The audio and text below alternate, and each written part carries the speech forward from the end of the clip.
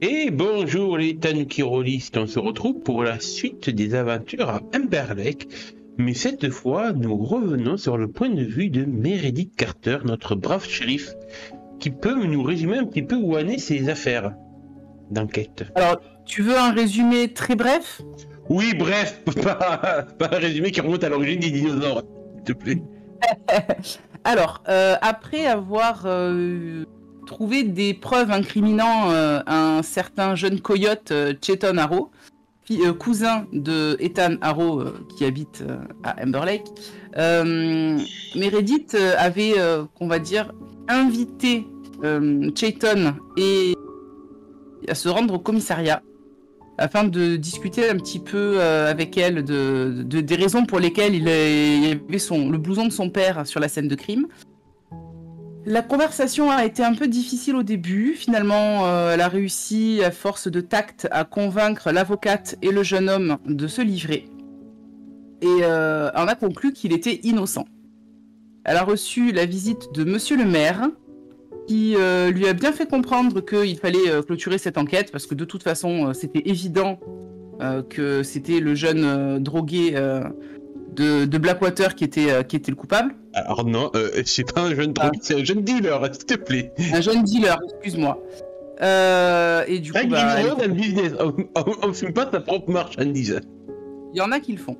Donc du coup, dans tous les cas, pour elle, il était innocent, mais elle a eu la mauvaise surprise de découvrir le lendemain en revenant au poste après sa nuit de repos que Cheton avait été arrêté pour le meurtre de Teddy Kefner et envoyé en maison de redressement.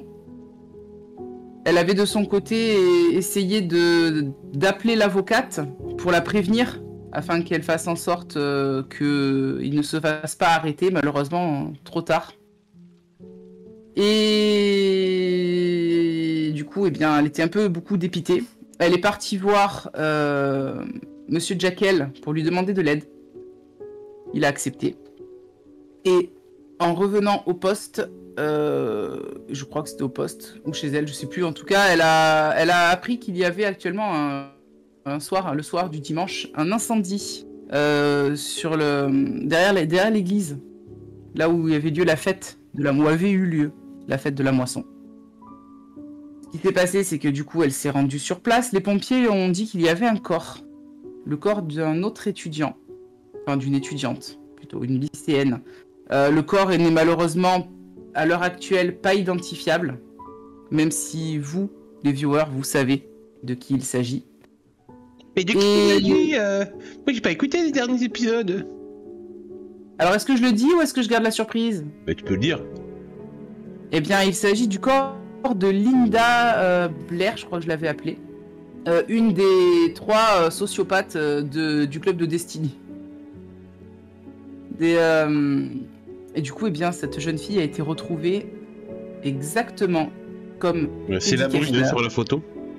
Oui, c'est la brune sur la... c'est la châtain, c'est pas l'asiatique. Voilà, c'est celle qui est à droite sur la photo. Tu parles de couleur de cheveux, l'autre dirait qu'elle parle de couleur de peau. Non, mais parce qu'elle est brune, l'asiatique, elle est châtain, l'autre, excuse-moi. Moi, c'est cheveux noirs, moi je dis cheveux noirs. Eh ben non, c'est brune. Cheveux noirs, c'est brun, cheveux... Excusez-moi. Bref. Madame enquêtrice est spécialisée dans les couleurs de cheveux. Je suis une enquêtrice capillaire, monsieur. Je ne vous permets pas de critiquer. Et du coup, eh bien, suite à cette macabre découverte, et ne pouvant actuellement rien faire de plus sans avoir les détails, pour l'instant, sur l'identité de la victime, etc., Meredith était rentrée chez elle. Tout ça pour avoir la très désagréable surprise de trouver Emily, sa fille, réveillée. Mais si ce n'avait été que ça n'aurait pas été grave.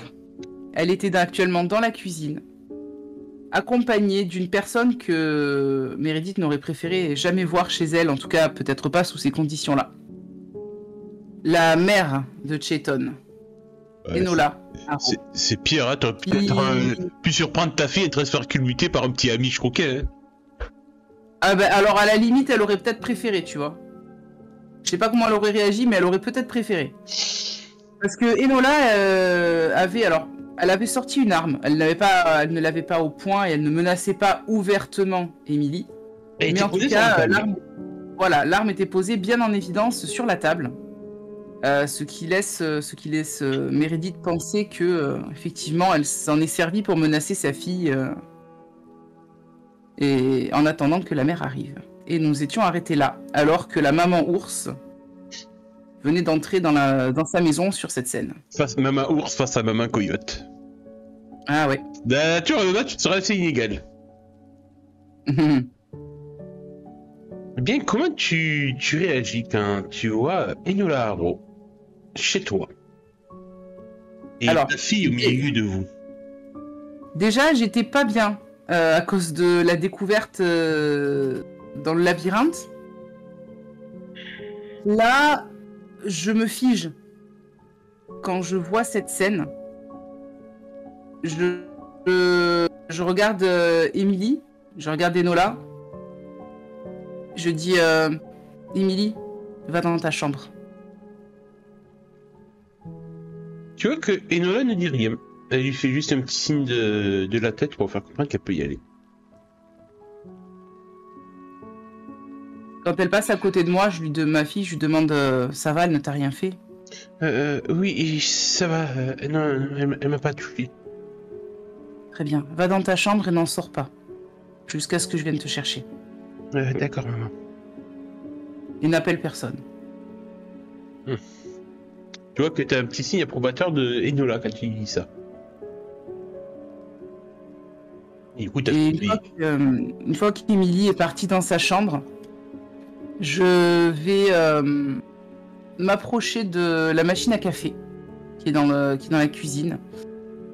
Je vais préparer en fait du café. Je demande à Enola. Tu vois que d'ailleurs elle croise les bras, sa main n'est pas sur son arme à feu. Ouais, mais justement, c'est parce que justement elle n'est pas plus menaçante que ça que je me permets en fait de faire comme chez moi. Techniquement, je suis chez moi. Donc je lui dis, je vous fais un café. Pourquoi pas? Je pense qu'on a pas mal à discuter et la nuit risque d'être longue. Oh oui. Et tout en faisant couler le café, bon, je prépare le café à l'ancienne, donc avec le café dans la machine, bref, voilà. Et pendant que le café est en train de couler, je m'installe face à elle. Je m'assois face à elle. Vous êtes là pour Chayton, j'imagine? Elle te fait un regard qui veut tout dire. Avant toute chose, j'ai perdu mon fils. Avant toute chose, sachez que j'étais totalement contre son arrestation. Pour moi, votre fils est innocent. Malheureusement, il a été victime d'un coup monté, je dirais. Elle te jauge du regard, comme si elle te sondait ton esprit. Je suis totalement transparente avec elle. Je ne cherche pas à lui mentir ou à lui dire des demi-vérités, vraiment. Je me dis qu'il vaut mieux l'avoir comme allié dans cette affaire plutôt que comme adversaire. Et je veux lui montrer également en fait que tous les flics ne sont pas des pourris, tu vois. Ça va, elle crie pas à Cabel. Ah, ça va, heureusement. Ouais, bah c'est pas loin, hein. Elle était pas loin de le faire quand je suis allé la voir chez elle quand même. Hein. Elle te regarde. Tu vois que sa main glisse sur le pistolet. Alors à qui je dois m'en prendre? Je vous le dirai quand je le saurai. Pour l'instant, je dirais à première vue au moins le maire. Mais ça ne servira à rien d'autre qu'à vous porter préjudice de vous attaquer à lui directement. C'est pas ça pour bientôt, je crois. Pardon? Elle te dit les élections municipales sont pour bientôt, de toute façon, avec un petit sourire en coin, qui veux-tu dire? Oui, et comme chaque année, et comme chaque élection, elle se fera réélire haut la main. Mais il est arrivé quelque chose ce soir qui pourra innocenter votre fils. Tu vois que là, tu m'intrigues. Qui devrait pouvoir le faire. Chayton a été accusé d'avoir tué Teddy Kefner d'une façon affreuse. Je lui décris la façon dans laquelle Kefner est mort. Hein. Chayton a été arrêté ce matin. Et ce soir, on a trouvé un deuxième corps. Brûlé, mais mort dans les mêmes conditions. Techniquement, ça ne peut pas être votre fils. Alors, puis je crois qu'il a été arrêté vendredi. Oui, oui, c'est ça, il a été arrêté vendredi, exact. Donc je lui dis, ça ne peut pas être lui. Tu vois qu'elle a l'air soulagée d'entendre ça. Pas le fait qu'il y ait une deuxième victime, ça, c'est un Non, non, bien sûr, le fait que son fils puisse être innocenté grâce à ça. Mais elle se relâche, sa main reglisse vers ses bras et lâche là. Écoutez, pour être franche avec vous, Madame Marot, je pense que nous gagnerions à nous allier toutes les deux pour faire sortir votre fils de prison. Chayton a l'air d'être un bon garçon.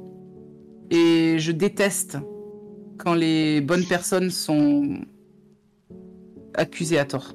Alors quand tu dis votre fils a l'air d'être un bon garçon, tu vois que même elle a une petite mouille de la bouche, elle dit là, ouais, bon, on va vite dire ça, il est brave. Mais... Ouais, bah oui, mais c'est pas un tueur, quoi. Je veux dire, c'est ce que j'ai voulu dire. Tu vois. Mais tu sais, embrouille Chayton, c'est du haut level.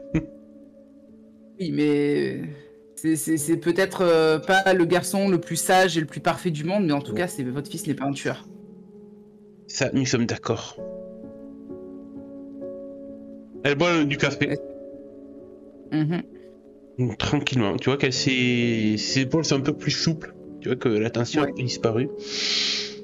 Je peux donc compter sur vous pour aider les Spirit Coyotes. Je ferai de mon mieux pour le faire. Je vais essayer de m'entretenir avec votre avocate, Maître Thunderbird. Non, Thunderhawk, pardon. Maître Thunderhawk, pour essayer de voir avec elle comment organiser la défense de Chayton. On a fini sa tasse de café. Et on fera en sorte de le faire sortir le plus vite possible de ce centre de redressement. Elle se lève, tu vois qu'elle récupère son arme qu'elle glisse dans son dos, dans son pantalon. Et quand vous aurez trouvé qui sont derrière tout ça, ne le dites qu'à moi, s'il vous plaît. Je m'en occuperai personnellement. Très bien, mais à une seule condition. Enola. Là, je l'appelle par son prénom, tu vois. Je m'approche un petit peu d'elle et je la regarde droit dans les yeux, de maman coyote à maman ours, tu vois. Ne vous avisez plus jamais de menacer ma fille. Vous avez ma parole de mère. Très bien. Et tu vois qu'elle sort par la porte de derrière. Tout aussi silencieusement qu'elle avait sûrement dû rentrer.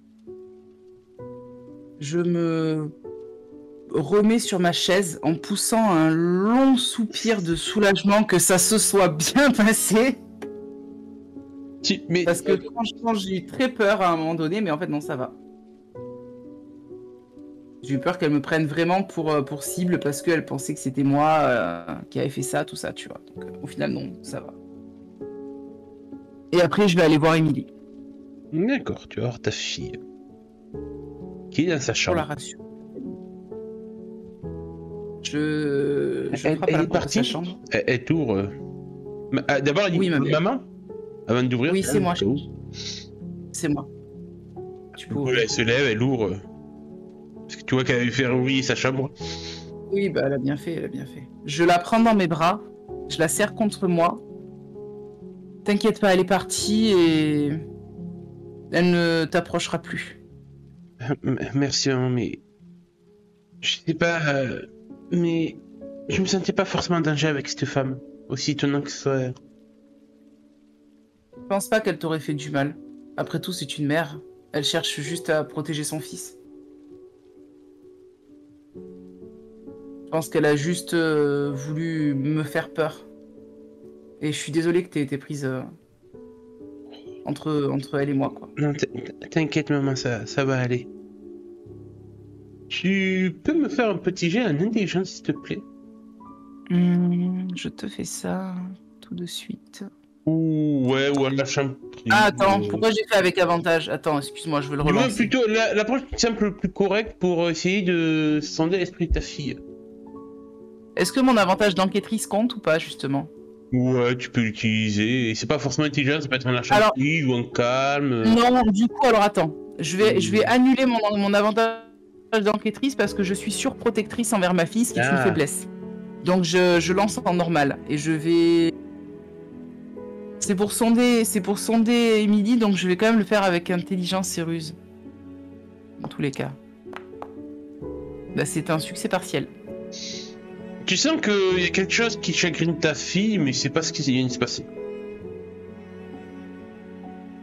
Bah, je vais lui demander, je dis... quelque chose ne va pas, ma chérie? Ah, non, t'inquiète, ça va. Journée un peu compliquée. Tu peux tout me dire, tu le sais. Ça concerne un garçon? Ah, il va falloir qu'on ait la discussion, c'est ça? Non, pas ça, maman, pas encore, je te rassure, c'est... je suis loin d'aller. Bah, du coup, je l'amène jusqu'à son lit où on s'assoit toutes les deux. Et j'enlève enfin mon chapeau que j'avais pas enlevé, mon chapeau de shérif et ma veste. Je l'ai posé à côté de moi sur le lit et je lui dis alors raconte-moi, qu'est-ce qui se passe? Quel garçon? C'est Jérémia, tu sais, le nouveau, le jeune ami. Oui. Je l'aime bien, mais il m'aime bien aussi, mais il aime bien aussi Mikey Harrison. Il aime bien tu sais elle sait que t'es quand même croyante et tout, tu vas à la paroisse. Ouais, c'est pour ça. Bon, après j'imagine que je sais que Mikey, il est gay. Ouais, mais voilà. je te rappelle qu'on est en 97, donc une ouverture d'esprit. Oui, totalement. Attends, tu veux dire que il aime les filles et les garçons? Oui. Y a pas mieux comme garçon au lycée? Quelqu'un qui ne serait pas allé à vapeur? Maman! Bah, excuse-moi, mais bon, c'est pas très chrétien tout ça quand même, ma chérie, tu le sais. Imagine que tu sortes avec lui et puis que du jour au lendemain, il te lâche pour un garçon parce que, voilà, il a envie d'un garçon. Bah... Je suis désolé, ma belle, je pense à ton bien-être, tu le sais. Oui, je sais, maman. Tu vois que le fait que tu c'est ça lui fout encore plus le cerveau en vrac, la pauvre. Il n'y avait pas peut-être forcément passé. Je vois que ça la rend pas très bien et je me radoucis un peu et je lui dis tu tiens vraiment à ce garçon? Question. Est-ce qu'elle tient vraiment à ce garçon? Oui. Oui. Alors bats-toi pour lui. Montre-lui que tu vaux mieux que Mikey et que c'est toi qui dois choisir. Merci, maman. C'est gentil. Et te prends ses bras. C'est normal, ma chérie. Après tout, personne n'est mieux que toi. Et je lui rends son câlin en lui embrassant le front. Mais quand même, tu peux pas t'empêcher de dire c'est quand même un con, ça se traumatise plus facilement pour ses histoires de cœur que pour une nana qui l'a menacé et qui l'a refait. Complètement. Le rapport à la réalité de ma fille est quand même assez bizarre. Hein. Chacun ses priorités. Bon, du coup, voilà, ça, elle ira se coucher. Ouais, voilà. Je pense que tu iras faire de même. Il ira se coucher, moi j'irai me coucher. Ouais. Là, il est très tard. Demain matin, à la première heure, j'essaierai de rappeler Maître Thunderhawk. Bah, déjà, justement, tu dors assez bien. Même si la nuit est assez courte. Et tu te réveilles, comme tous les matins, à 6h. Le temps de te préparer et de voir que si Emily se lève et tout. Ta fille, quand même, assez ponctuelle, elle aussi. C'est pas une flemmarde. Et tu es tranquille au petit déjeuner devant la télé. Tu manges quoi au petit déj? Comment fonctionne son petit déj à Meredith?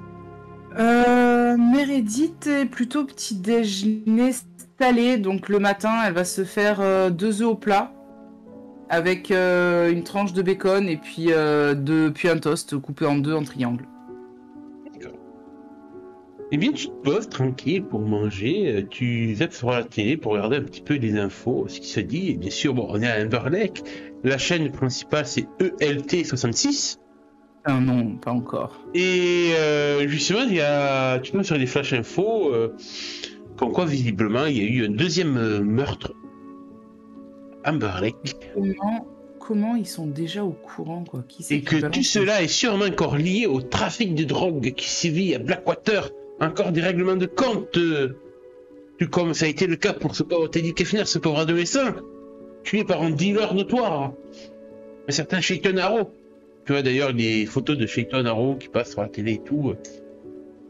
Donc ça joue de nouveau sur les dangers des trafics de drogue, le danger que représente Blackwater surtout, tu vois, la grosse xénophobie entre les deux villes. Je pense que je vais appeler... Avec des discours très moralisateurs. Mais jusqu'à quand ça continuera? Comment peut-on laisser Amber Lake j'ai une question.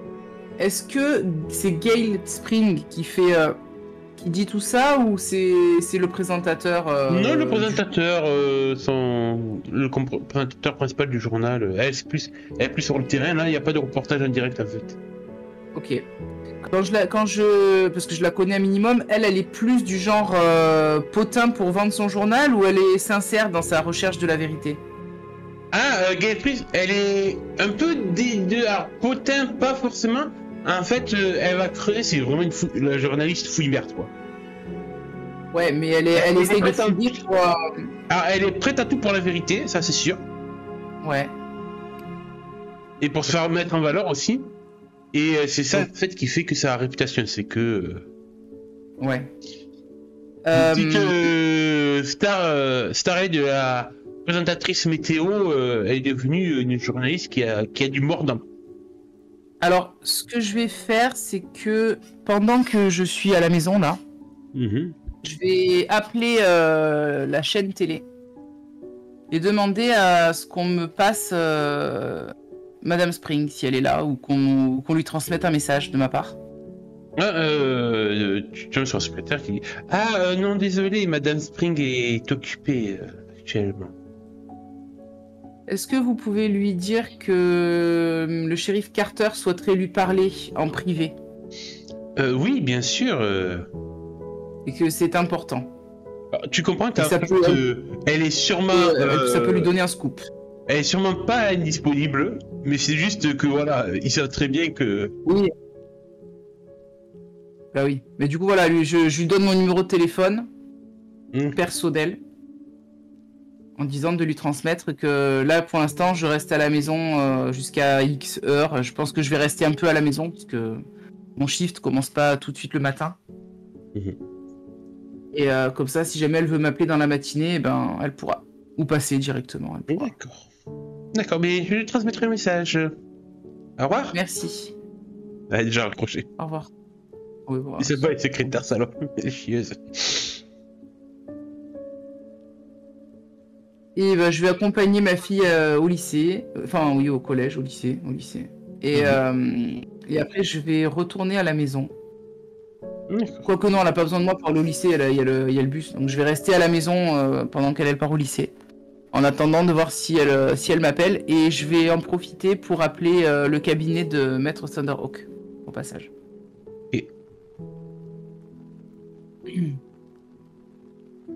Eh bien, tu sais répondre. C'est un secrétaire, une secrétaire ou c'est directement elle? Oui, tu auras d'abord sa secrétaire, sûrement, bien entendu, s'il faut montrer patte blanche. Oui, bien sûr. Ça va.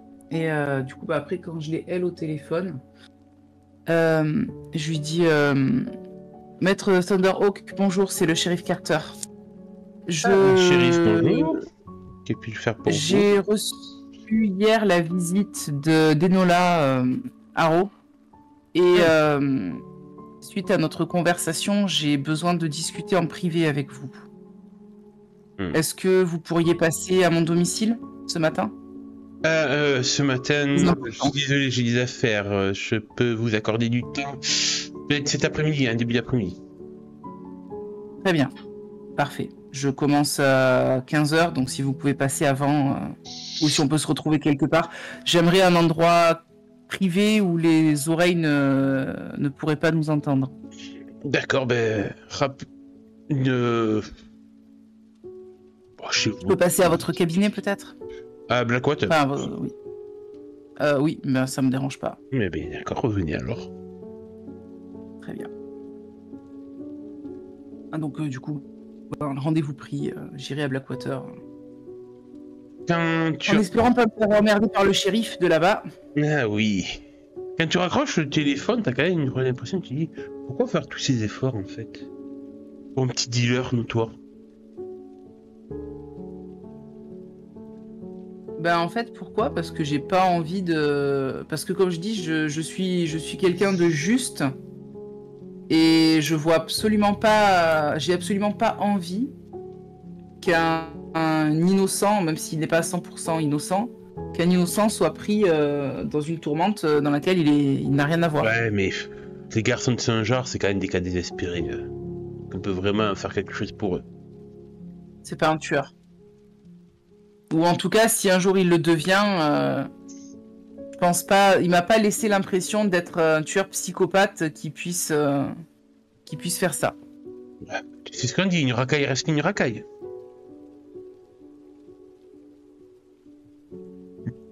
Quand même. À moins que tu me dises vraiment que je décide de pas le faire, mais moi non. En tout cas, dans ma tête, c'est clair et net. Bah, dans ma tête, c'est clair et net. Je pose juste des questions, je vois pas de quoi. Du coup, tu fais moi, après ces coups de fil. Je vais. Je vais me poser. J'imagine que j'ai peut-être ramené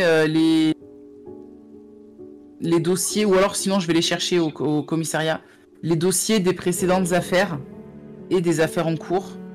Et je récupère tout ça et je viens à la maison et je me fous. C'est par terre comme on peut voir dans les films avec tout étalé autour de moi. Attends, avant que tu développes. Donc tu vas chercher les affaires, donc tu veux dire les affaires d'Andrew McGuffin?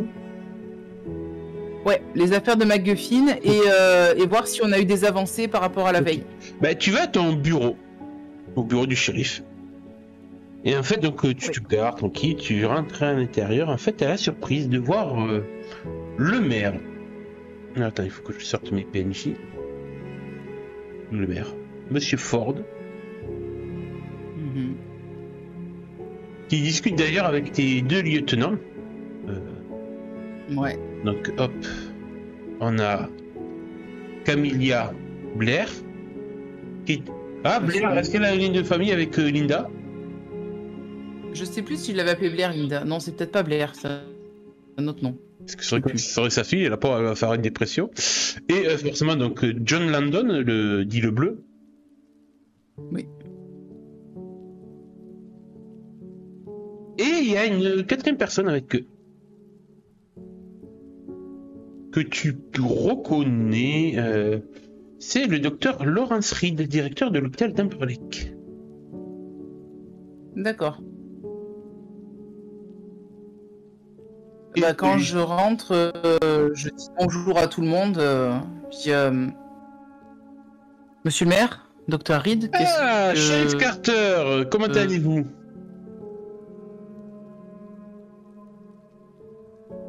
Qu'est-ce qu'on peut faire pour vous? Ah, je venais présenter à votre équipe le docteur Reed qui va... Alors, ça coupe un petit peu, Jérôme, quand tu parles. Ah, tu m'entends? Oui, je t'entends, c'est bon. Je vous présente le docteur Reed, Sheriff Carter. Il est ici pour prendre la suite de l'enquête en tant que nouveau médecin légiste. Je hausse un sourcil, je dis nouveau médecin légiste, mais on a déjà Monsieur Jekyll pour ça. Ah, tout à fait, mais Monsieur Reed est professionnel et sera plus à même de suivre ce genre d'affaires qui est lié. Après tout, nous sommes face à des règlements de trafic liés à la drogue. Monsieur Jekyll étant un prestataire extérieur, n'a pas forcément de compétences attitrées. Comprenez que je préfère que cela soit dans des mains plus professionnelles. Et Lawrence Reed te regarde. Ne vous inquiétez pas, docteur, Sheriff Carter. Je mettrai toute mon analyse et mon expertise afin de vous aider à résoudre ces histoires. Je n'en doute pas, docteur. Vous savez, j'ai moi-même, dans mon passé, été confronté à ce genre d'atmosphère liée au trafic de drogue. Là, je le dis ouvertement, je dis ça me fume que vous soyez si persuadé que ça a un rapport avec le trafic de drogue quand même. Je vois que Camilla, John Tower, un peu étonné que tu dises ça. Ah bon, mais pourtant c'est bien le cas, n'est-il pas? Ça veut dire qu'il y a 10 ans, il s'était aussi tué au trafic de drogue? Il y a 20 ans aussi? Et il y a 30 ans également? Le trafic de drogue, C'est un peu gros quand même. même depuis des années. De toute façon, nous sommes Mixteville et Perclus de racaille. Et c'est là où tu dis, c'est vrai qu'il a raison. Oui, mais je trouve ça trop facile et je ne vois pas le rapport entre... Ça semble en fait tellement logique, tout cela en fait. Non, mais non, ça me semble pas logique, arrête, ça me semble pas logique. Ça te semble tellement logique. Mais oui, c'est ça. Ah, tu m'énerves. Puis ouais, tout le monde en parle aux infos et tout, et oui, c'est... Pour toi, maintenant, ça te paraît évident qu'à force... que peut-être que tu as voulu te plonger dans des histoires peut-être trop influencées par le spectre de Andrew McGuffin, mais après tout il était à moitié fou et qu'il faut prendre à l'évidence que c'est une bonne histoire de drogue, tout à fait. Ça m'énerve. Là la joueuse est frustrée, tu vois. Je sais. Elle est frustrée. Et alors que Meredith considère qu'en effet, après tout, c'est encore un putain de règlement de compte à la Blackwater. La caméra va se diriger, sortir du bureau du shérif pour aller de l'autre côté de la rue. Il y a un fourgon garé de l'autre côté de la rue. Je te mets la scène.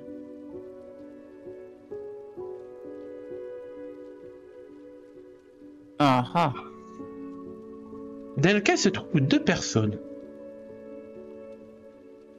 Au volant, un homme un peu grassouillé, qui est en train de faire tomber en fait le steak de son cheeseburger sur ses genoux, qui s'est glissé entre les deux tranches de pain et de cheddar, et un peu maladroitement. Et toi, tu en as marre de ces habitudes alimentaires de ton collègue, de ton caméraman Bobby, car tu supportes pas ça.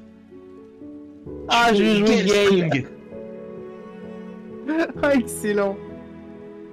Et je te laisse regarder avant de commencer à l'interpréter sa fiche de personnage pour te donner une petite idée de qui est Gale Spring en termes de mécanique de jeu, ses avantages, désavantages.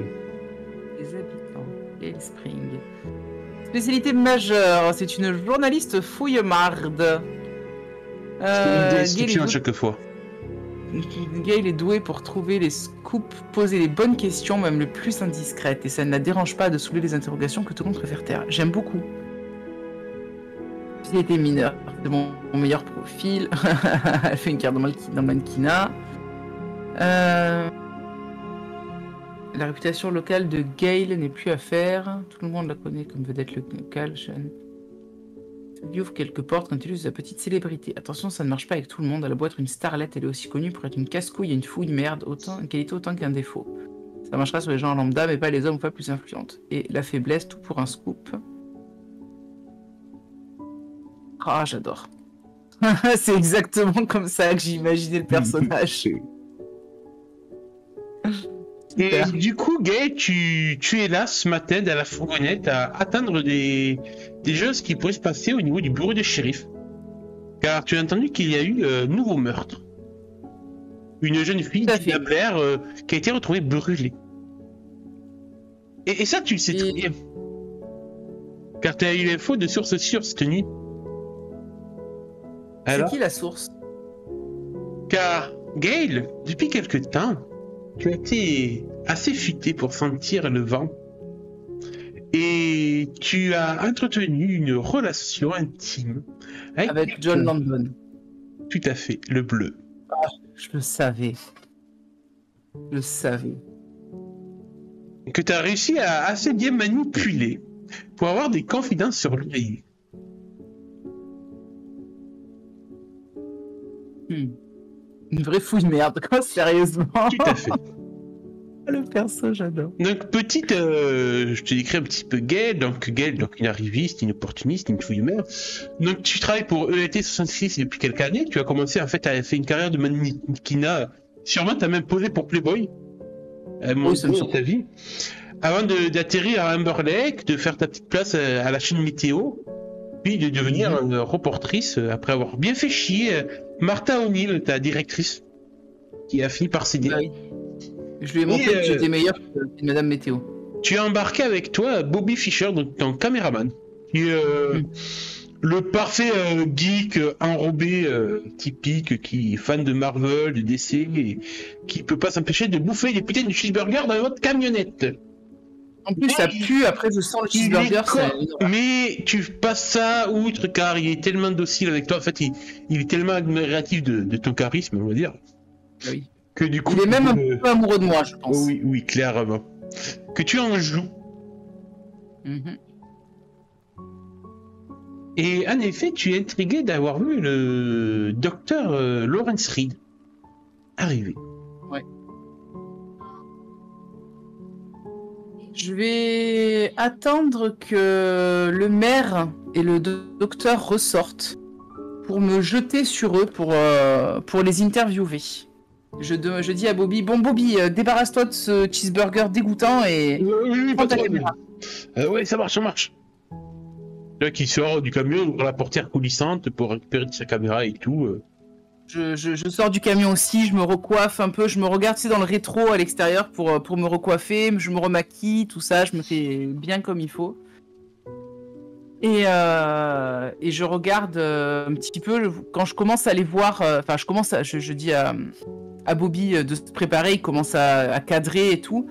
Et quand je vois que le maire et le docteur commencent à dire au revoir, on va dire, à l'intérieur, je dis vas-y, filme. Tu vois qu'il te fait un signe, un pouce pour dire qu'il enregistre. On se met pas très très loin, mais un peu en retrait de la porte pour pas qu'il voit qu'on est là, tu vois. C'est stratégique. Et dès qu'il lance, je dis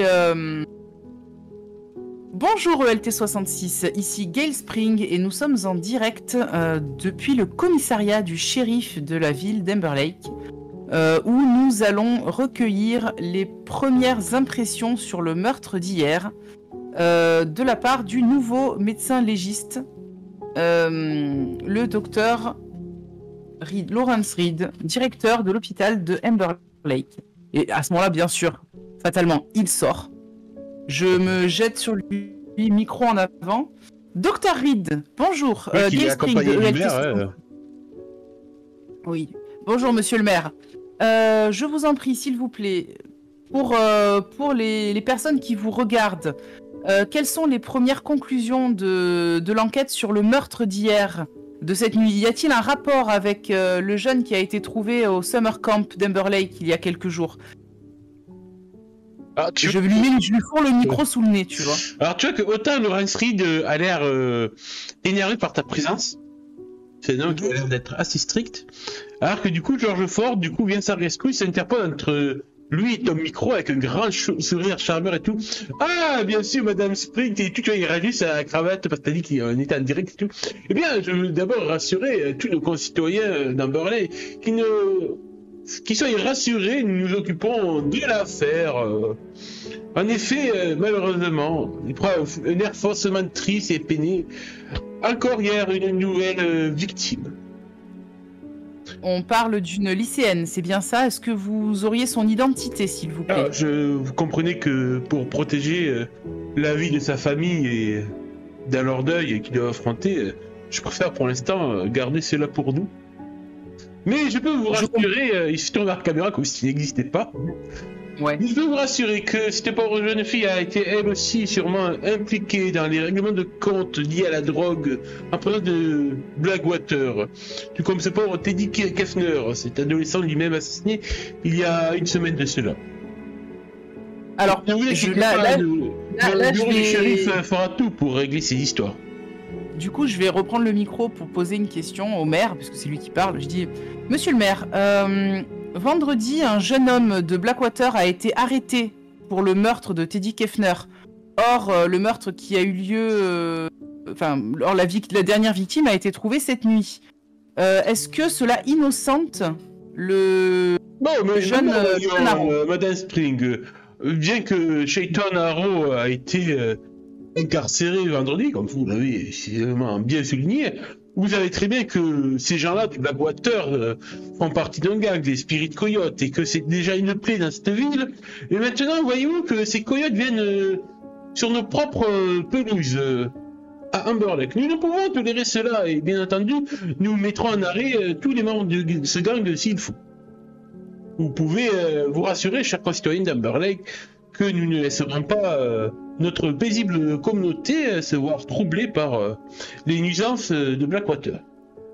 Pour vous, ce n'est donc pas le même assassin, malgré le fait qu'il y ait de très fortes similitudes avec... vous savez, Non. tous ces genres de gangs, de mafia et tout, ont bien souvent un peu leur méthode signature pour faire montrer que c'est bien un de leurs membres qui instille la terreur dans les esprits. Et en effet, je considère que les esprits de Koya sont clairement une nuisance très sérieuse à prendre en compte. On ne peut pas laisser cela. Autant qu'ils aillent faire leur histoire à Blackwater, on ne s'en soucie pas ici, mais qu'ils viennent sur notre communauté. Et pourquoi la décision d'avoir changé de médecin légiste? Je ne doute pas que le docteur Reed soit très compétent, bien entendu. Mais pour quelle raison Monsieur Jekyll a-t-il été écarté? Tu vois que le reste, du coup, resserre sa cravate qui se met en avant aussi. J'ai été mandaté par Monsieur le maire afin de faire part de mes expertises concernant ce genre de série. J'ai eu déjà l'occasion de travailler sur des crimes liés au crime organisé. Ça, je répète doublement de crime, mais c'est pas grave. Mais il va faire un peu son listing. Il a déjà travaillé avec des agences comme la DEA et autres organisations. Donc il est plus habilité que simple responsable de pompe funèbre pour ce genre d'enquête. Je vois. Un dernier mot pour nos concitoyens, s'il vous plaît, monsieur le maire? Bien sûr, il te prend un peu presque le micro des mains. C'est un mode. C'est moi le star. Je tiens à vous rassurer, mes concitoyens. Merde. Non, c'est mon micro, c'est moi la star. C'est juste un guest. Je cache. Bon, tu vois que du coup il se reprend un peu emmerdé par ta présence en fait, ça y est, il se rend compte que tu es aussi chiant que lui. Je tiens à rassurer du coup tous nos concitoyens que nous ne laisserons pas la nuisance de Blackwater s'infiltrer dans nos rues. Que tout ce qui pourrait être amené pour dévouer nos jeunes sera contrecarré, avec force et riposte. Merci beaucoup, monsieur le maire. Et j'attends qu'il s'éloigne un petit peu, et là je reprends du coup... je me remets avant de partir, il prend un petit peu la pose devant la caméra et tout. Oui. N'arrête pour ne pas la caméra, du coup Bobby, tu vois, désespéré, retourne le cadre de la caméra vers toi. Ouais, il se retourne vers moi. Du coup, je dis, eh bien, après cette interview édifiante, une question demeure. Est-ce que c'est réellement le gang des coyotes de Blackwater qui est coupable? Ou y a-t-il quelque chose d'autre qui rôde dans les rues d'Amber Lake? Tout cela, soyez-en sûrs, je trouverai la réponse et je vous l'apporterai. Fidèle de ELT66. Fidèles auditeurs de LT66. Et c'était votre reporter de choc et de charme, Gail Spring. À vous les studios. Et c'était pas du tout du direct, c'était juste pour faire chier le maire en fait. D'accord. Bien entendu, ça va de soi. Ok. Je vois que vous montez dans votre camionnette peut-être. Ouais, on retourne dans la camionnette et après en... Alors clairement, Gail, tu vas savoir plus sur ces meurtres. Même moi, j'y crois pas du tout en fait à la truc du maire, ça me semble trop gros en fait, trop facile. Tu vois ce que je veux dire? Et d'ailleurs, tu t'es un peu renseigné sur ce deuxième meurtre. T'as une piste que la police ignore. Car t'as fait jouer tes contacts et tout de bon matin en fait. Ouais. Dès que t'as eu la nouvelle, en fait, dès que t'as fini de coucher avec John Landon le soir après qu'il soit rentré de service. Oui. Tu t'es précipité sur ton carnet de contacts et tout, car tu connais quelques gens qui habitent dans le quartier de la paroisse. Et tu sais que tu peux compter sur une de tes informatrices préférées, la vieille Grendel, qui est le genre de mamie toujours derrière les rideaux de sa fenêtre, à espionner la rue. Ah oui. Et elle t'a donné un élément que la police n'a pas eu. Elle a vu un adolescent fuir les lieux du crime, puis un incendie a commencé. Il avait l'air d'être bizarre et il était roux. Mhm.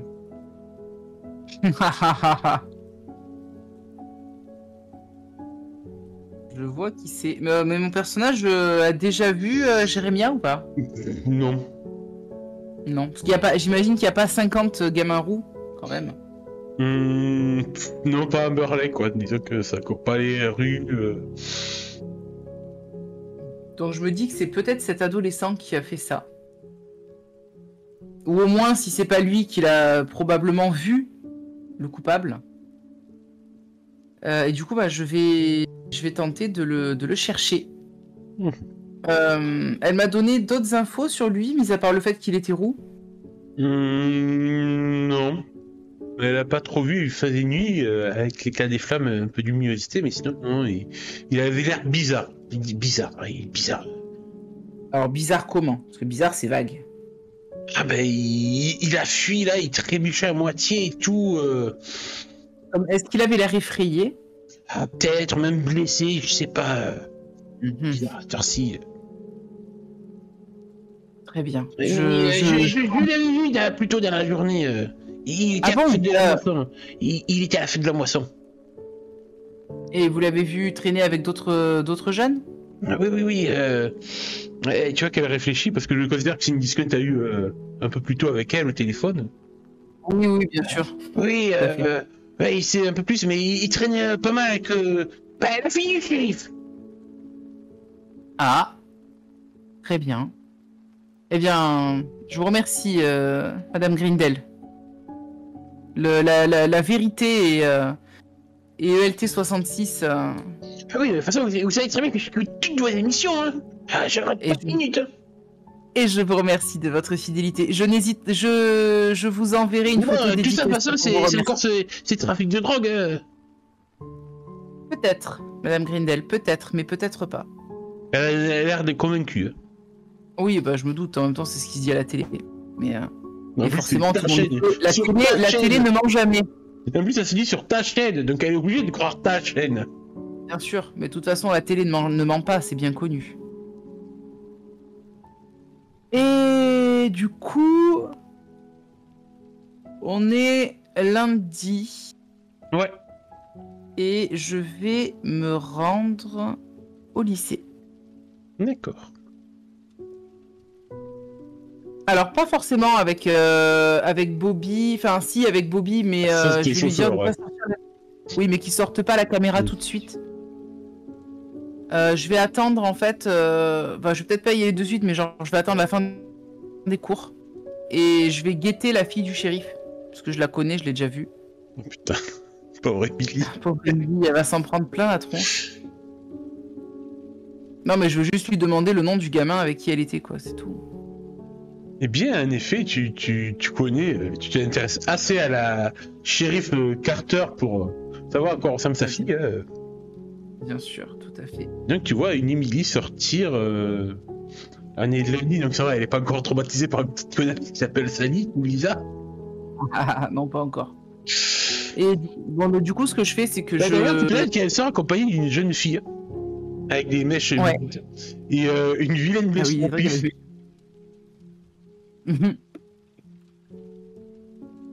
Tout à fait.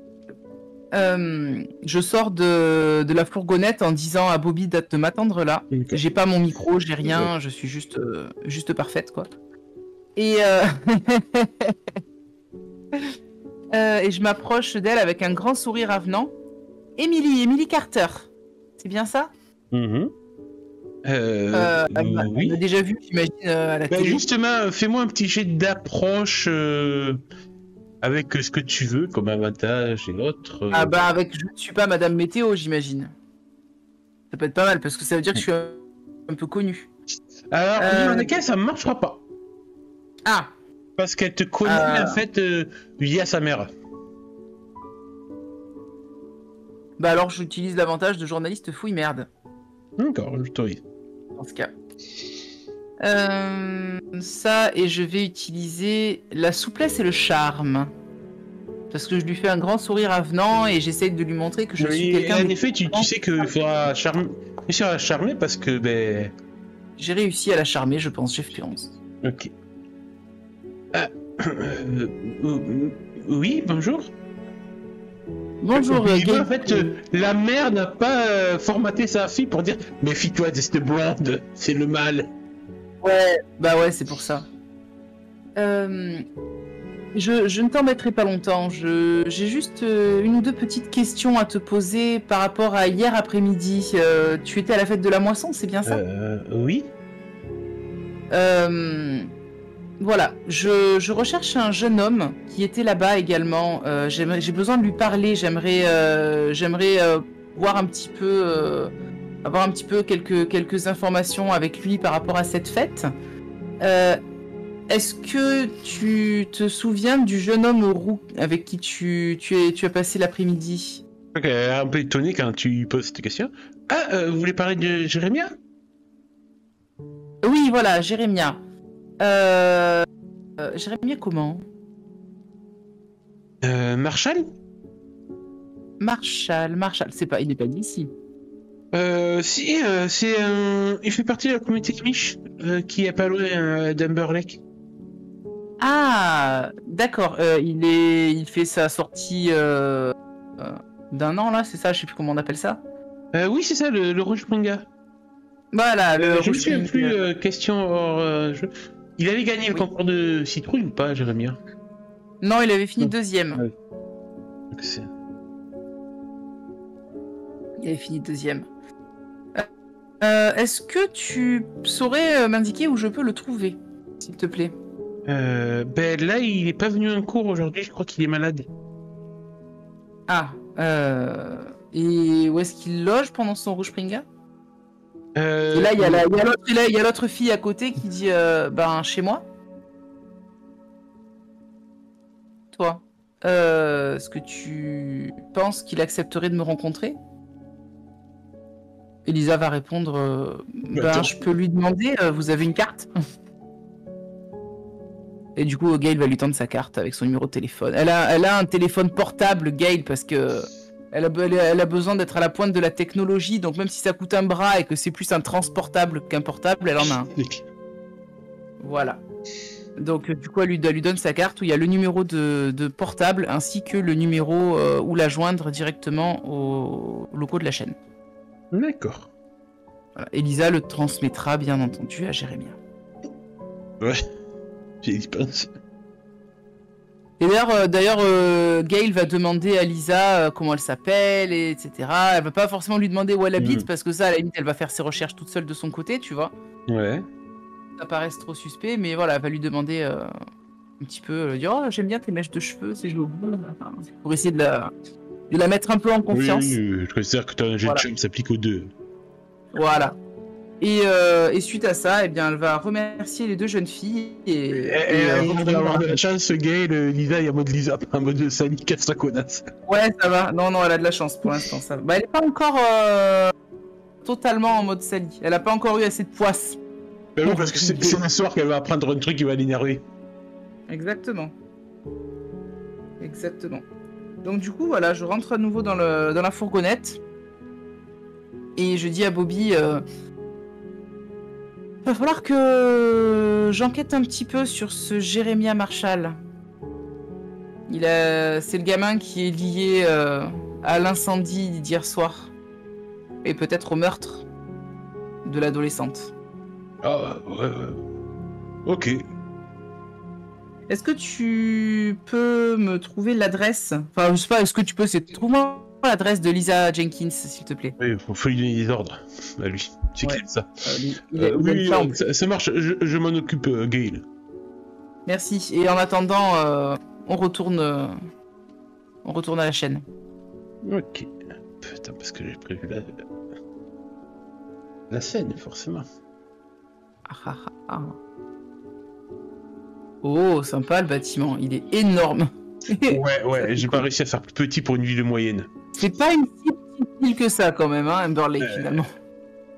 T'as 300 habitants et 150 qui bossent à ELT66. C'est surtout pour réussir à avoir un panneau qui est écrit bien comme il faut ELT66, hein, avec les IA, c'est pas facile. Ouais, c'est compliqué. Mais t'arrives à ces locaux de journaux qui sont, oui, assez imposants parce que ça sert aussi de plateau télé et tout pour vous, donc forcément il faut quand même des locaux assez grands.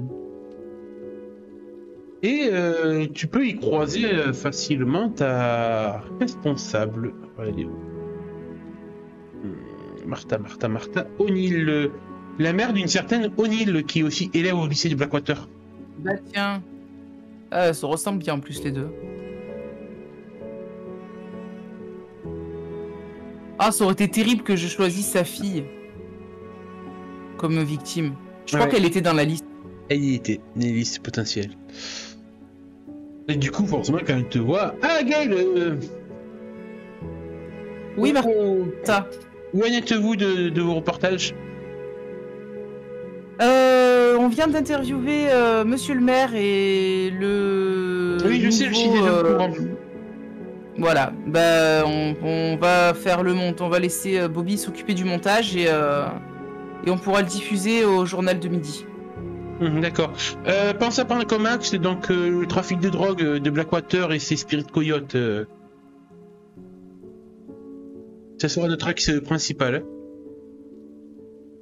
Martha, est-ce que vous êtes certaine que c'est vraiment les Spirit Coyotes? Parce que ça me semble quand même un petit peu gros tout ça. Ah, oui, un peu convénient, on va dire. Tu vois qu'elle te prend un peu à partie, Gail. Si oui. Tout nous mène sur ça, ne commencez pas. Vous savez, Martha, que je ne donne que je ne dis que la vérité pure et nue, et que c'est ma marque de fabrique. Je refuse les facilités et les mensonges. Oui, C'était la vérité.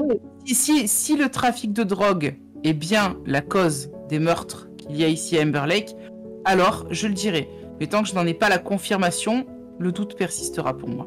Vous savez que vous êtes doué pour donner la vérité, tout comme que ce soit même la vérité météorologique aussi. Et elle te laisse sur ça. Ça fait comprendre que, en gros, si tu fais trop chier, tu retournes à la météo. Martha, de mon expérience avec elle, est-ce que elle a toujours été pour la recherche de la vérité elle aussi, ou est-ce qu'elle est plus je prends mes ordres d'un certain monsieur le maire?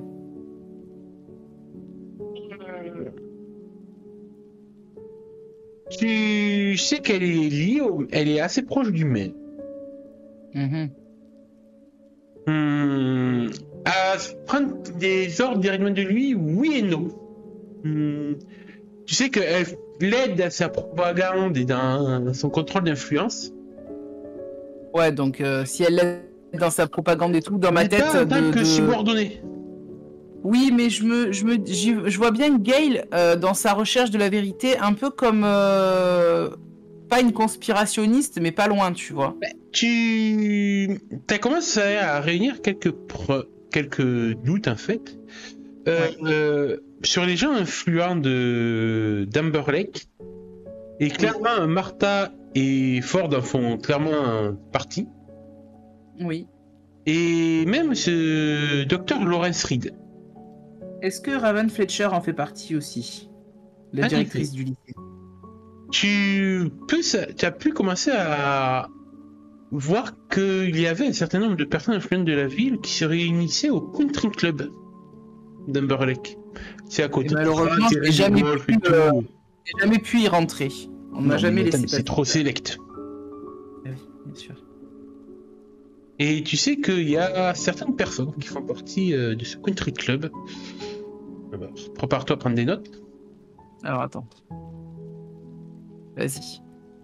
Il y a donc notre bon maire George Ford. Ouais. Il y a Samuel McGrath, le procureur local. Ce nom doit te parler. Samuel Mac... Comment tu m'as dit? G-R-A-T-H. G-R-A-T-H. Alors, procureur... Oui, c'est celui qui a refusé... Enfin, qui a déclaré que c'était Chayton le coupable, et basta, quoi. Martha O'Neill, forcément. Ouais. Raven Fletcher, la principale, le docteur Lawrence Reed, directeur de l'hôpital d'Amber Lake, et Henry Fulton, un mania de l'immobilier local. Henry Fulton, Fulton. Magna de l'immobilier. Ok. Donc eux, ils seraient... Ça serait... Vu qu'ils se réunissent, qu'ils sont copains comme cochons, on va dire. Ça me semblerait pas de cochon. Pas trop, mais avoir des intérêts communs. Ouais, c'est ce que je voulais dire. Donc vu qu'ils ont potentiellement des intérêts communs, ça pourrait expliquer qu'ils ont décidé de faire croire à la population, parce que c'est plus simple pour eux, que tout ça c'est la faute de Blackwater et du trafic de drogue. Potentiellement, oui.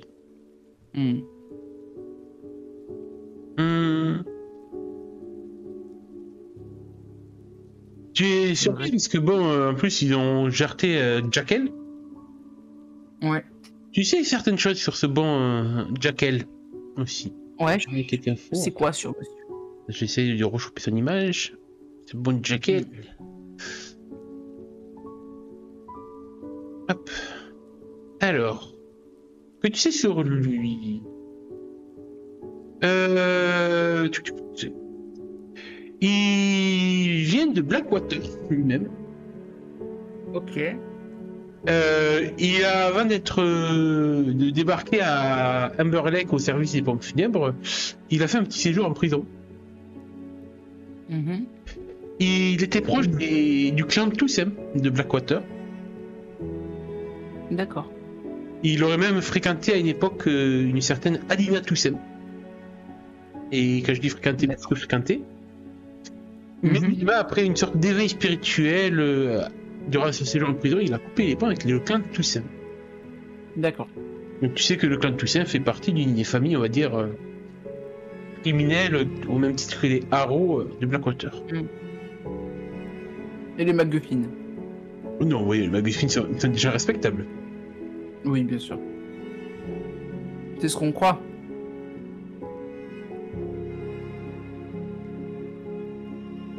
Très bien. Je vérifie si c'est... Non, c'est bon, je t'ai donné toutes les infos. J'irais bien poser quelques questions à Monsieur Jackal quand même par rapport à ça. Tu vois que quand même Martha est pas mal occupée en ce moment en plus. De toute façon, tu vois que même pas mal d'employés du LT sont pas mal occupés, et surtout Martha en fait, car visiblement depuis quelques temps là, Martha a décidé de refaire des travaux à l'antenne relais de la chaîne. Parce qu'en fait, ils sont pas sur le toit comme sur le dessin en fait. Ouais. Parce que Amber est dans une sorte de petite vallée encaissée, donc ça capte mal. En fait, vous avez une antenne relais qui est bâtie à l'extérieur de la ville sur une colline, au milieu de la forêt d'Aspenwood. Ok.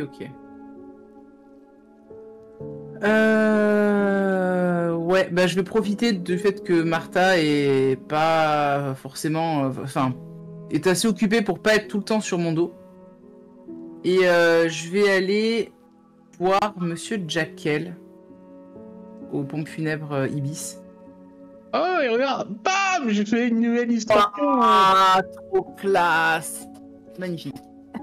Bah, c'est le cercueil avec le corps de Teddy Kefner encore, peut-être. Non, il faudra mettre un deuxième aussi. Hoffman Jackal. Bien, quand t'arrives devant le service funébraire Ibis, tu vois qu'il y a un fourgon de l'hôpital d'Amber Lake garé devant. Alors, je tiens à dire que cette fois-ci, je suis venu sans Bobby. D'accord. Incognito, on va dire. Je sais, mais là, la meilleure solution pour se débarrasser, c'est de lui faire un petit billet et de lui dire va au diner de Rosie. Oui, mais là, il doit s'occuper du montage de l'enregistrement qu'on a fait aujourd'hui, donc on a fait ce matin. C'est pour ça, il bosse. boss. Et je lui ai dit que je lui ramènerais un truc à manger du diner, justement. D'accord. Et du coup, je vais attendre que le camion de l'hôpital soit parti parce que je me doute que c'est le docteur Reed qui fait récupérer... En effet, tu vois, le docteur Reed, il est là pour veiller à la récupération du corps qui est dans une housse, tu sais, forcément mortuaire. Hein. Il vient de récupérer un corps. Et je veux pas me faire voir, en fait. Je vais rester caché. Limite, tu sais, je me planque. Il y a ma voiture perso, parce que j'ai quand même une bagnole, hein, même si j'ai un chauffeur. Et je me cache, en fait, quand je le vois sortir, je me baisse sur le siège le siège passager. Pour pas qu'il me voie. Et j'attends qu'il parte. D'accord, bah au bout d'un moment, il sortir. Et bah du coup, je vais rentrer dans le centre funéraire et chercher Monsieur Jekyll. Que tu trouveras dans le truc. Que puis-je faire pour vous, Madame Spring? Oui, Monsieur Jekyll, je suis désolé de vous déranger, mais je viens de voir que le docteur Reed est venu. Il a récupéré le corps de la jeune fille décédée hier, c'est ça? Et tu regardes, il te scrute. Clairement, c'est pas un de tes fans. Je m'en doute. Sûrement qu'il y aura même pas trop la télé. Et pourquoi je devrais répondre à ce genre de questions? Parce que je ne crois pas à la théorie officielle.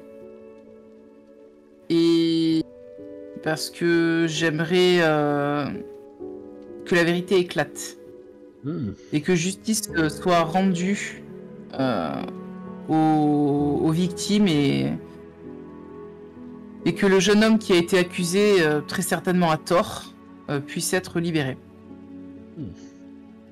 Vous n'êtes pas seul à vous intéresser à la vérité.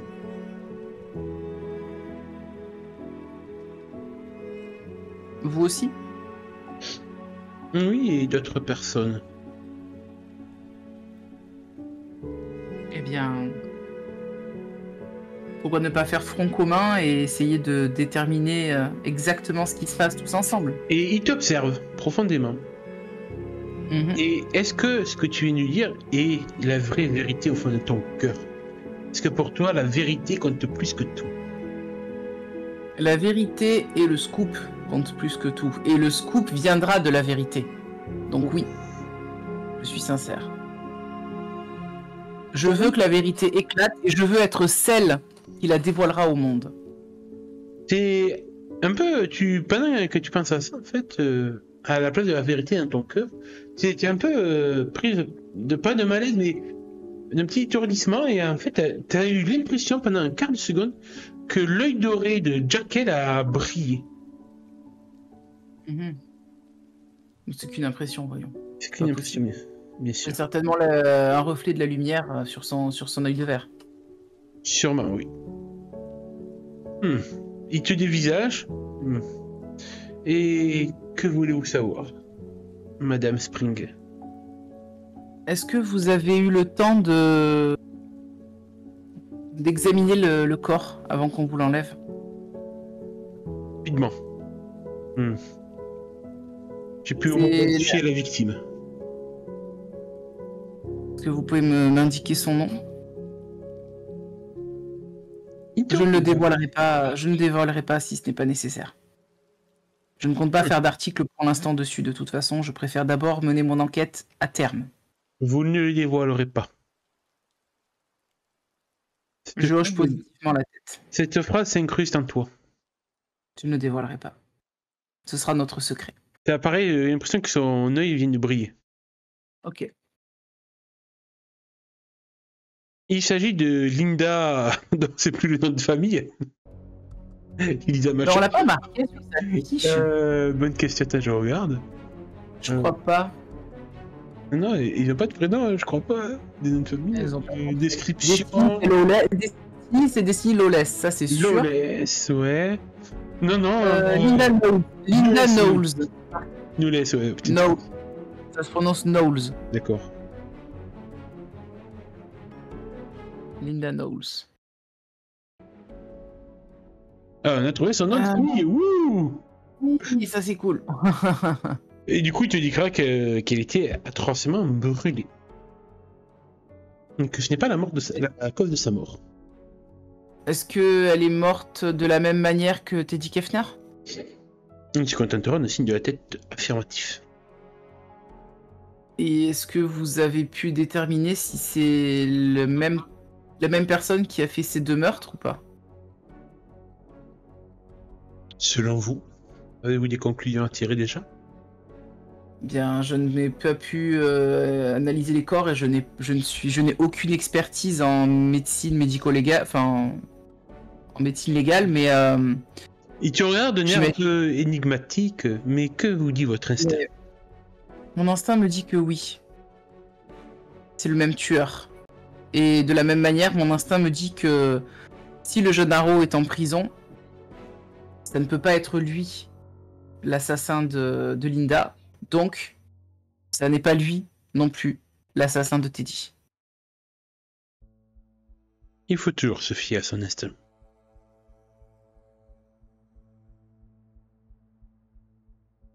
J'ai quelques questions peut-être un peu plus personnelles pour vous. Est-ce que vous acceptez d'y répondre? Tu vois qu'il va intriguer quand tu dis personnel, dans la limite du raisonnable, bien entendu.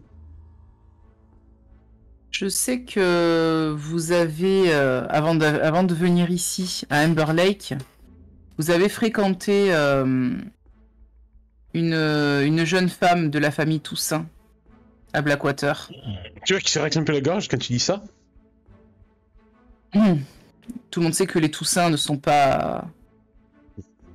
Je vais dire blanc comme neige, mais c'est raciste.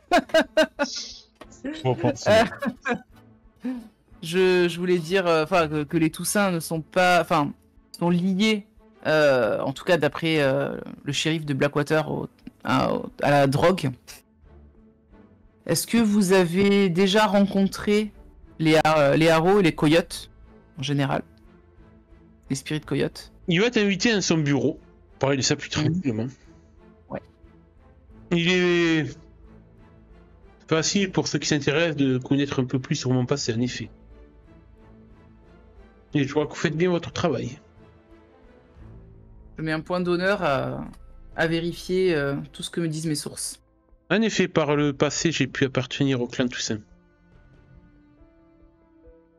Et est-ce que, pour vous, ces meurtres pourraient avoir été faits par quelqu'un, par un membre du gang des coyotes, des Spirit Coyotes? Ou ce n'est pas leur genre? Non, bien que Calaro est un homme qui puisse être particulièrement adepte de la violence, les méthodes employées pour ces meurtres me semblent trop raffinées pour être la marque des coyotes. C'est bien ce qu'il me semblait aussi, effectivement. J'imagine les coyotes plus brutes de décoffrage. Oui, tu vois qu'il se masse peut-être la mâchoire, peut-être en se rappelant d'un coup qu'il a pris une bagarre plus jeune.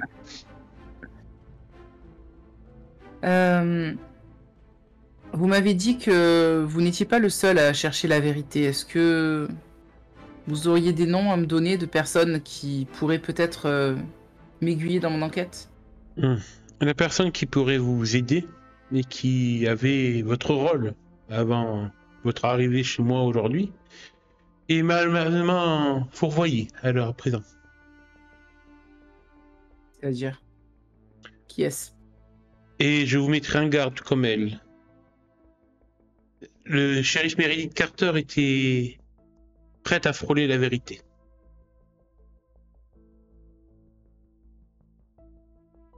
Ah, le shérif Carter. Ma grande amie. Je dis ça avec une ironie palpable. Il dit que même pas ça, il connaît, il sait de réputation. Vous dites qu'elle a été fourvoyée? C'est-à-dire?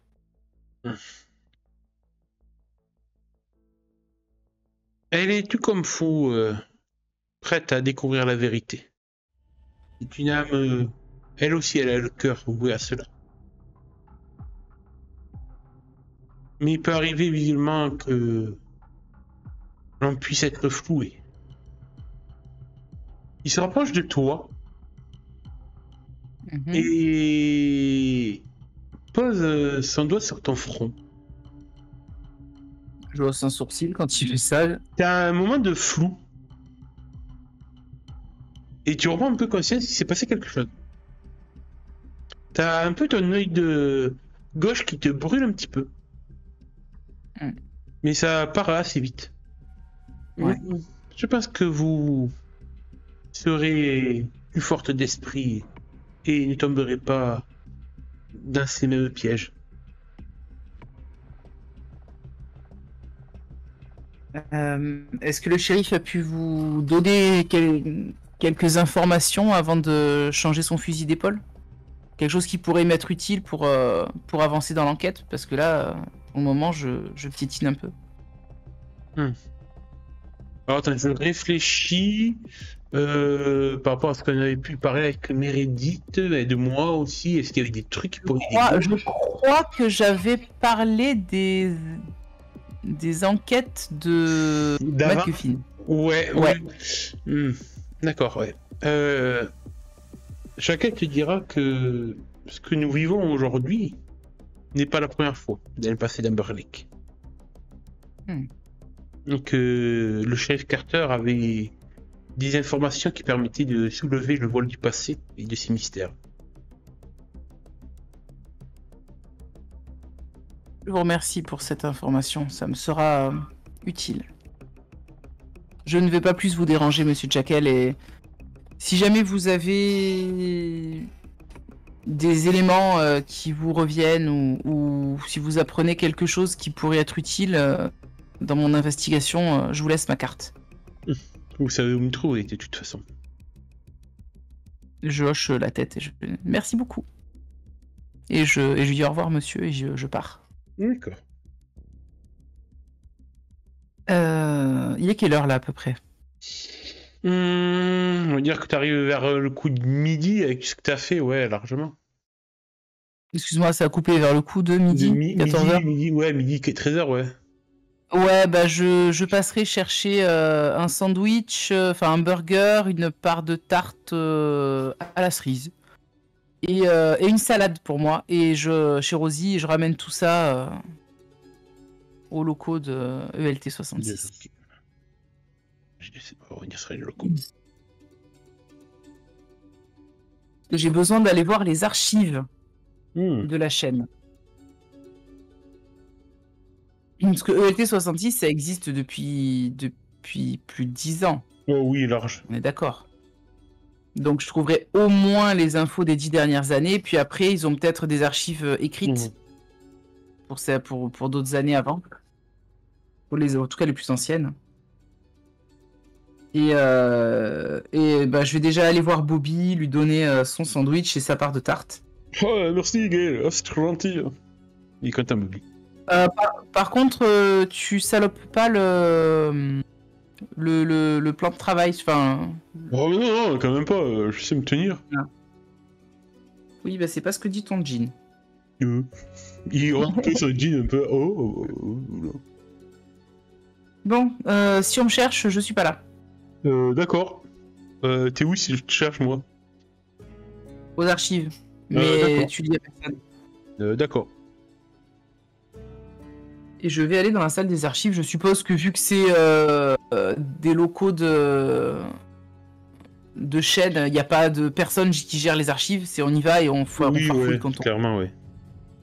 Et du coup, bah, je vais chercher. Alors, il m'a pas donné de date précise, donc je vais commencer à éplucher en fait les archives précédentes. Moi, ça fait combien de temps que je suis à Amber Lake? Je suis né ici ou je suis arrivé Ah, bonne question. J'ai pas réfléchi sur le passé de Gabe, donc à toi de me dire si c'est une fille du pays ou pas.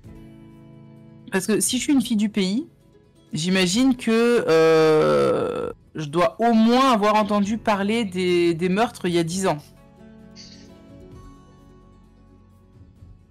Fais-moi un jet à un lâche prise, s'il te plaît. Sans aucun avantage. Alors, je me mets en normal, en lâchant prise. C'est pas mal, c'est un petit 8. Hmm.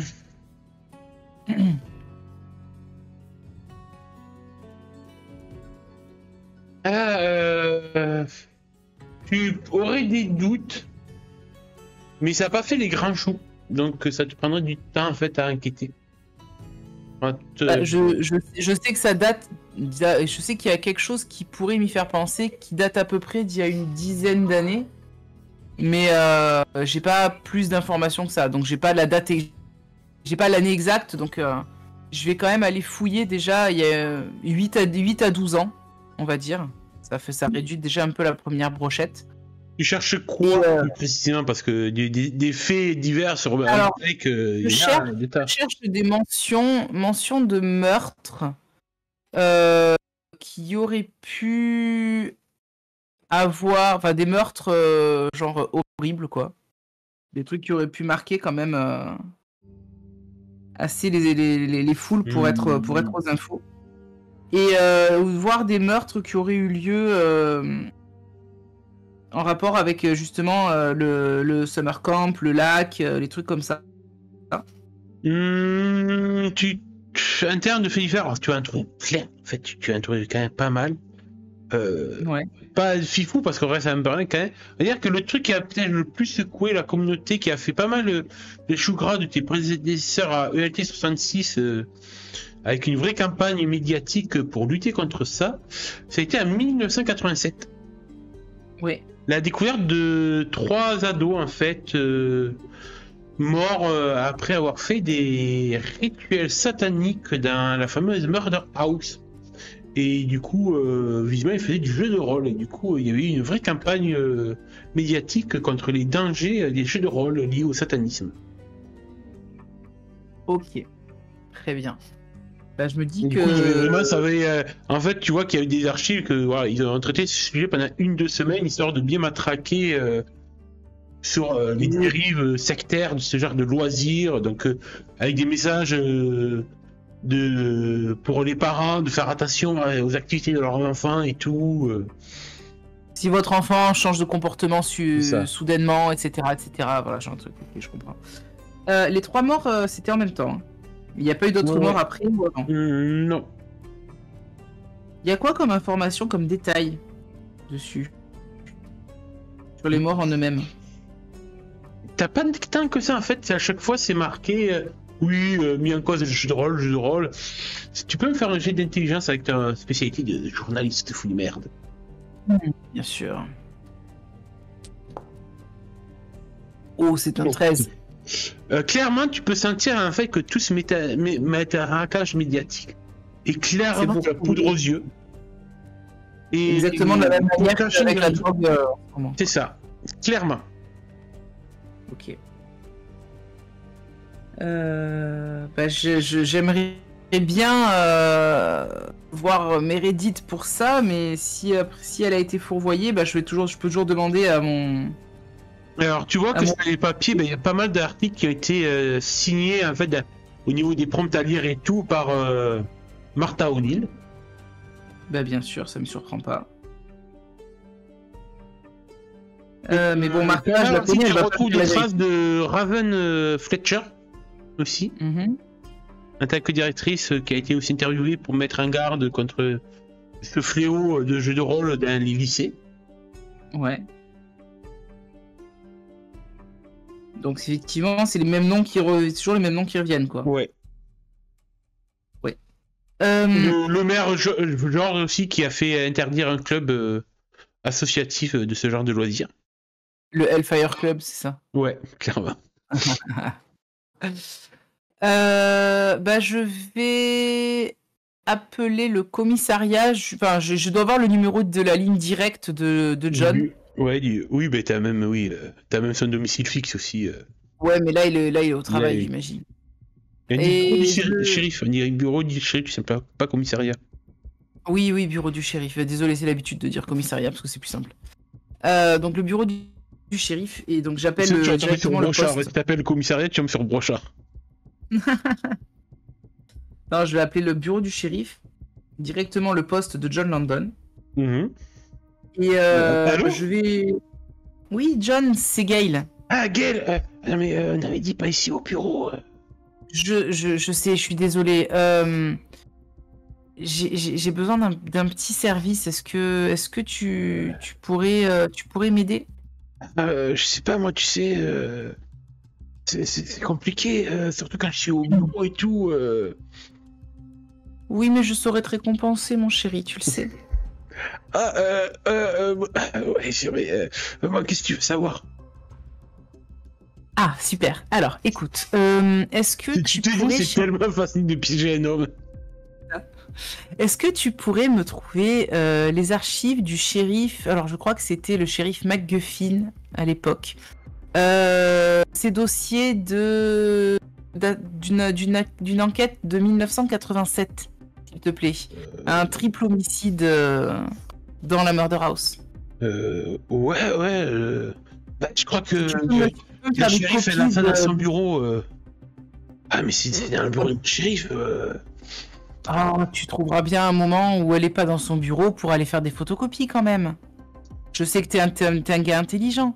Tu peux me faire un jet, soit de ruse, soit de charme, avec un avantage parce que je considère que tu as un ascendant émotionnel sur lui. Ça va être avec souplesse et charme. Et Oh. bah c'est un 12.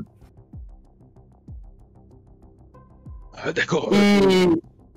Et si jamais tu trouves d'autres dossiers similaires, même antérieurs, dans le bureau du shérif, prends tout, photographie, enfin photocopie tout.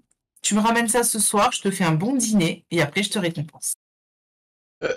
Bon, tu vois qu'il bredouille un petit peu, imaginant des choses déjà. Tu vas jouer avec ce micro. Bah, clairement. Clairement. D'accord, ok, ça marche. À ce soir. Merci, bisous bisous. Bisous, bisous. Et je raccroche. Ok. Ah là là, la journaliste fouille merde dans toute sa Voilà. splendeur. Et ben là, je sais pas quoi faire pour le moment. Euh, et je vais essayer de voir si justement 10 ans plus tôt, il y a eu d'autres choses. Bah, écoute, Et, ce que et je te si oui, pro- comment ça a été couvert. Mais après, je te propose qu'on finisse sur ça si tu veux. Ça me va, Ça fait une petite séance de 1 heure et demie. c'est pas mal. Et du coup, ben, on finit sur ça, alors que tu te prépares à plonger plus profondément dans les secrets de Amber Lake.